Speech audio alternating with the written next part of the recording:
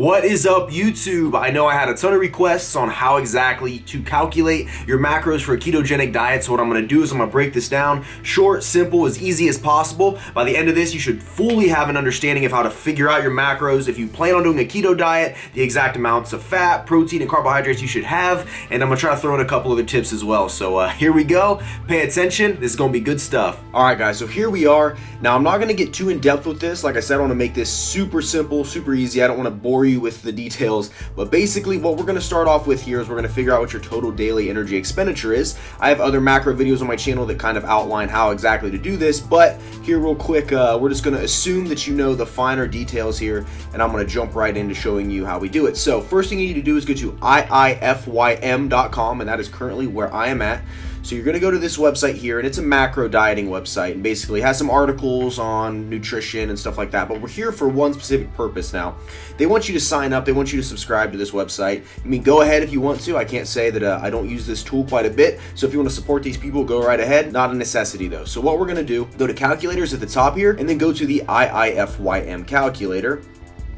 And now what this tool is basically going to do for us, it's going to give us a good idea of where to roughly place your calories for your diet. So for those of you real quick in a rundown, basically the number we are calculating is your total daily energy expenditure. What that is basically it's the amount of calories you would have to eat in a day to stay the exact same weight, where it would not go up or not go down. Now, what the number that this gives us isn't going to be 100% accurate, because obviously there's different variables in place, and one day can be a little different than the next, but it gives us a really good baseline for establishing where we're at. And what I usually recommend is you take these numbers, you play with them, and then you kind of have, through trial and error, you'll experiment and you'll figure out exactly where your true total daily energy expenditure lies, and you'll know what adjustments you need to make moving forward. So starting off, we're going to fill this out. Now, I recommend, so we go through here, you can see this calculator, right? It's got a bunch of different stuff here that we need to fill out. So I'm a man, and what this does basically, there's a ton of equations to figure this stuff out, and I manually run through equations for my clients, but I find that this gets us very close to those numbers that I come up with by myself, and honestly, saving yourself some of that math and just doing it this way is going to be your best bet. So I'm a man.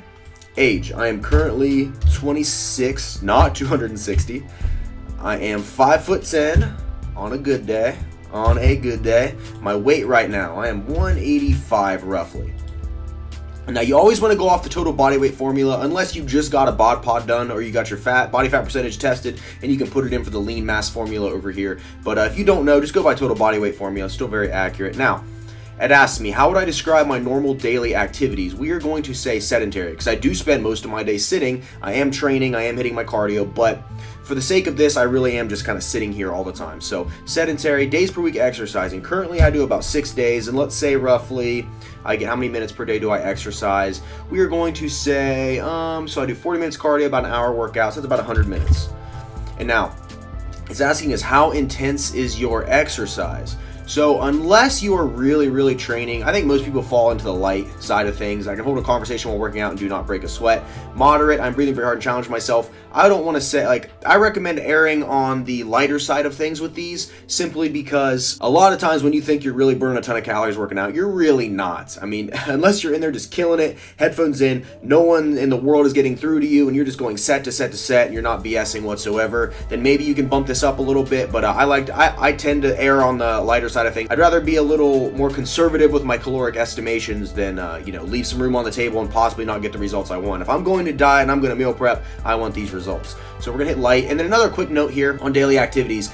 Most people are going to fall into the sedentary category. Now, if you're lightly active, let's say you deliver mail or you're doing construction or something, you can put the higher activity level option here. But I mean, be real with yourself. Even if you're standing around all day and you're not just sitting, you're probably still sedentary. None of us are really out there working crazy jobs now. My buddy Nate, for instance, works construction, so he'd probably want to go on the active or very active thing because he's laying brick all day and he's burning massive amounts of calories. So just really be honest with yourself on this, or don't give yourself too much credit. So we go down here now. It tells me here, as you can see, with everything that I'm doing, my total daily energy expenditure would be roughly 2,530 calories. So what that means is if I'm eating 2,530 calories a day, my weight is going to stay the exact same, right? And then if I drop down below that, I create a caloric deficit, and what that does is my body is forced to go into other energy sources besides what I'm consuming for fuel, which leads to fat loss. No matter what any of these gurus tell you, ultimately, no matter which diet you're on, if you're in a caloric deficit, you will lose weight, unless sometimes this weight loss can stall though, depending on if your metabolism downregulates in a response against what we like to call starvation mode. So that's the key with some of these diets, is introducing different things to, keep raising your metabolism back up. Those are topics for another discussion. So basically here, we have determined our total daily energy expenditure. Hopefully that was easy enough. So what you need to do is you need to figure this number out, and you want to write it down or do what you got to do with it. So mine's 2,530. So then what we do with that is, let me write my number down. Okay, 2,530.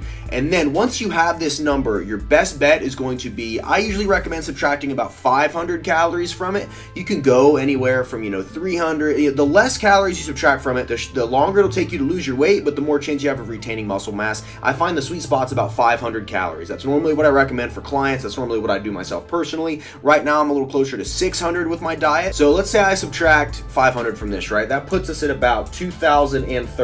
And now at that rate, there's 3,500 calories in a pound, right? So in order to lose 1 pound of actual fat a week, you would need to be in a 500 calorie a day deficit. So essentially that's where we're set up at, is 1 pound a week. And now obviously, depending on how much harder you're working in the gym and depending on a bunch of factors, you can lose more weight than this. And there's a ton of weight you can lose initially through the water drop, through glycogen depletion, preservative and sodium BS that you've been consuming. When that stuff kind of flushes your system, there's a lot of reasons why you can lose more weight than this. But once you really settle in and you're 3-4 weeks into a diet, your weight loss becomes less pronounced and you start losing a pound, pound and a half, 2 pounds a week. I usually recommend not to lose more than 2 real pounds a week, unless you're not worried about losing so much muscle and your main goal is to just shed fat. And obviously the more fat you have to lose, the faster you can lose weight as your body really goes okay. Because if you've been used to eating 3,500, 4,000 calories a day and you cut down to this, your body's still going to expect you to have that energy. So when you go in your deficit, it's going to actually eat that fat straight off of you. So a lot of clients I work with will have very pronounced weight loss. I've seen some lose 15 pounds in 4 weeks,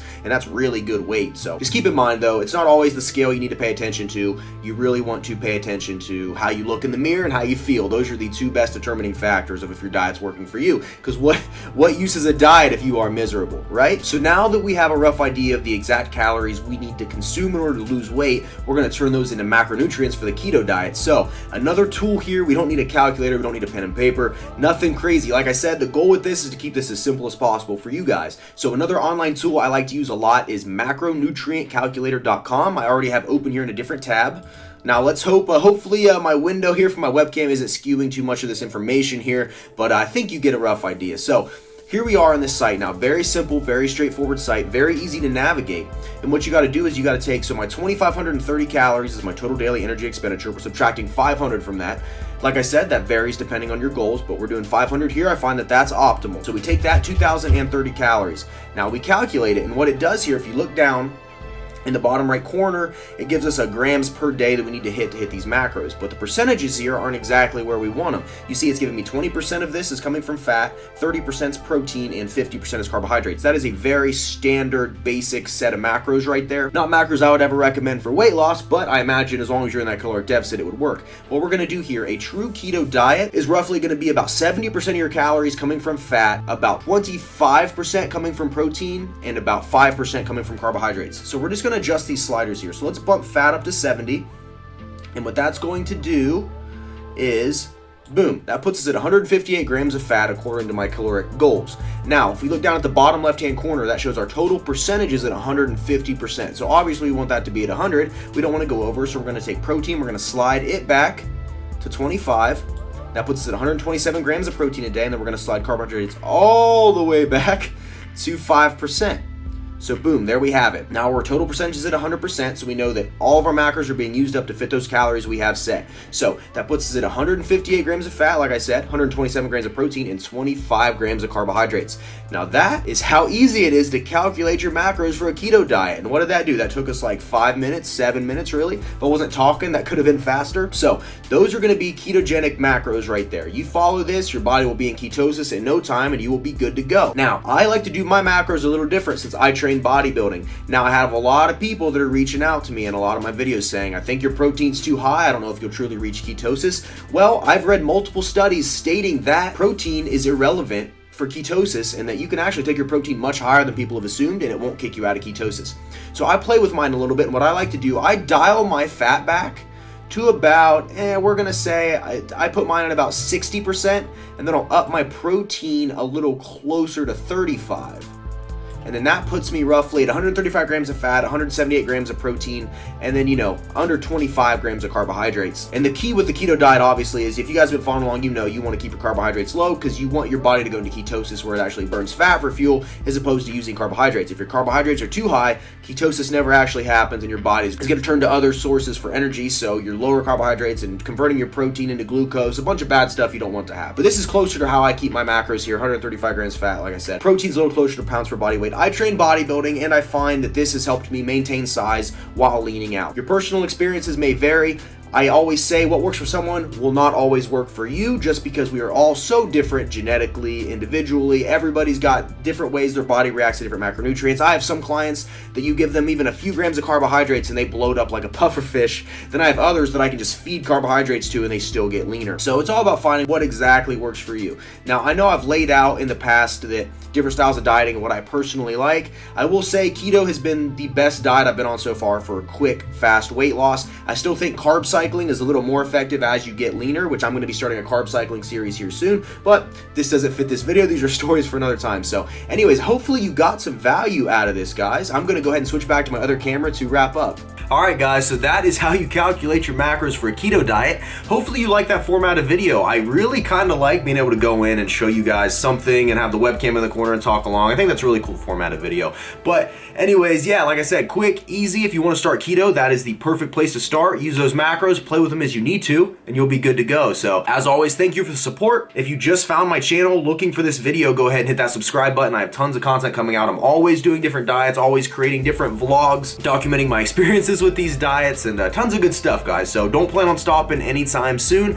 I appreciate the support. Hit that like button, leave me a comment, let me know what you thought of this video, and hopefully you got some value out of it, guys. I am out of here. Thank you so much for watching. I appreciate it as always. You guys have a great day, and if you start that keto diet, be prepared for some massive gains in the first week or so. I will talk to you guys later. See ya.